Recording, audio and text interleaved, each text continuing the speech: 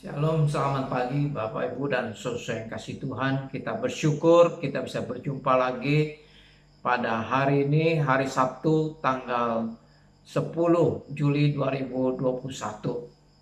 Untuk memasuki hari ini saya ingin mengajak kita kembali membaca dan merenungkan satu bagian firman Tuhan yang diambil dari Injil Matius pasalnya yang ke-23 ayatnya yang pertama sampai ayat yang ke-36. Di dalam perikop firman Tuhan ini berbicara tentang Yesus mengecam ahli-ahli Taurat dan orang-orang Farisi. Kalau kita memperhatikan ya di dalam ayat 1 sampai ayat yang ke-36 ini, ya Tuhan Yesus berulang-ulang kali mengatakan, celakalah kamu hai ahli-ahli Taurat dan orang-orang Farisi. Tuhan Yesus mengatakan celakalah kamu ini sampai 8 kali.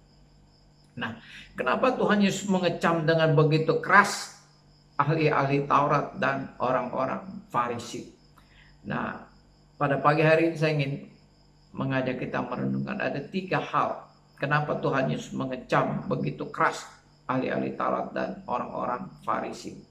Yang pertama yaitu bahwa orang-orang Farisi dan ahli-ahli Taurat ini ya imannya atau keyakinannya atau agamanya itu tidak ada hubungannya dengan kehidupannya sehari-hari. Di dalam ayat yang kedua dan ayat yang ketiga dikatakan demikian. Ahli-ahli Taurat dan orang-orang Farisi telah menduduki kursi Musa. Sebab itu turutilah dan lakukanlah segala sesuatu yang mereka ajarkan kepadamu, tetapi janganlah kamu turuti perbuatan-perbuatan mereka, karena mereka mengajarkannya tetapi tidak melakukannya. Coba Bapak Ibu bayangkan, ahli-ahli Taurat, orang-orang Farisi, mereka adalah pemimpin-pemimpin agama.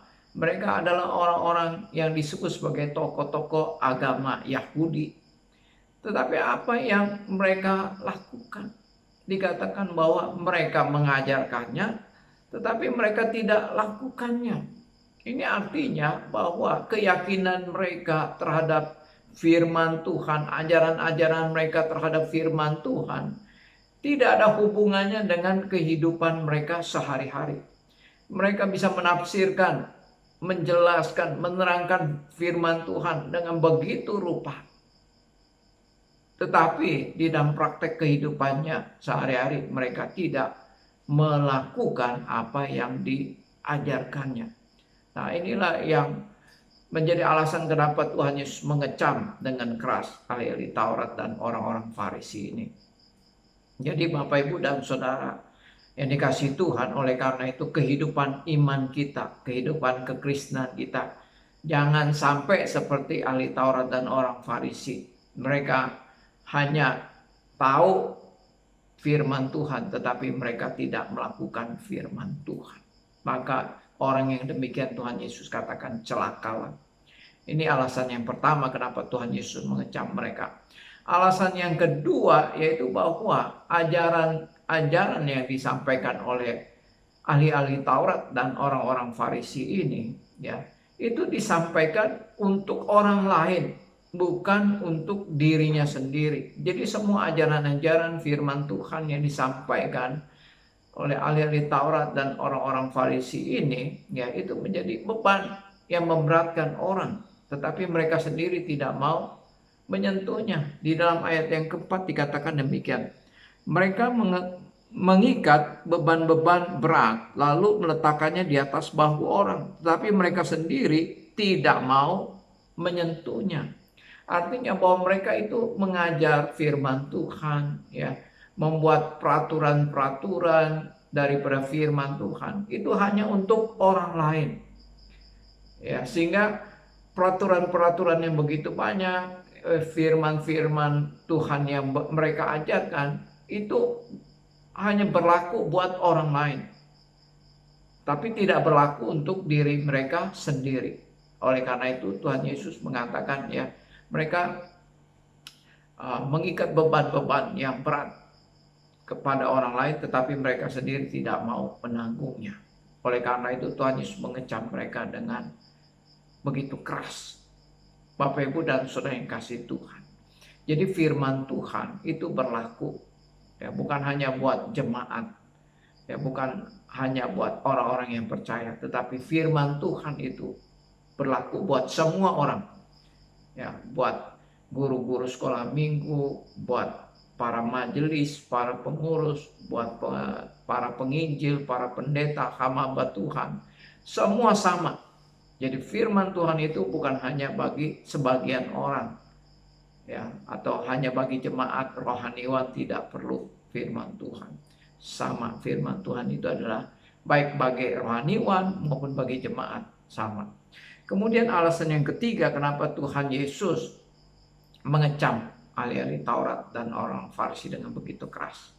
Karena mereka melakukan kewajiban-kewajiban agamanya itu hanya untuk dilihat orang, bukan untuk dilihat oleh Allah.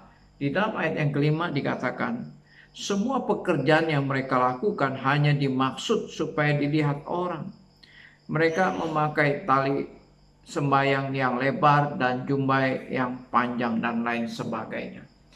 Jadi mereka melakukan kewajiban agamanya itu adalah untuk mendapatkan pujian daripada manusia, untuk mendapatkan tepuk tangan, untuk mendapatkan kagum, hormat daripada manusia.